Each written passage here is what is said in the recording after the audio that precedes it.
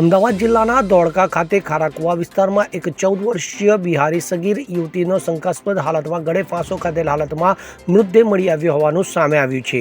ત્યારે આ બનાવ સંદર્ભે ધોળકાના ડીવાયએસપી સહિત ટાઉન પોલીસે તપાસનો ધમધમાટ શરૂ કર્યો છે। તો પીડિત સગીરા ઉપર બિહારી પુરુષે દુષ્કર્મ ગુજારી હત્યા કરી હોવાની આશંકા વ્યક્ત કરાઈ છે। તો રેપ વિથ મર્ડરની આશંકાના પગલે 5 ડોક્ટરોની પેનલ દ્વારા અમદાવાદમાં પીડિતાનું પોસ્ટમોર્ટમ કરવામાં આવ્યું હતું। તો આ ગુનાનો ભેદ ઉકેલવા માટે પોલીસ દ્વારા એફએસએલની ટીમની પણ મદદ લેવાઈ છે। તો હાલ ધોળકા ટાઉન પોલીસે એક શંકાસ્પદ ઇસમને રાઉન્ડ અપ કરી પૂછપરછ કરી રહી છે।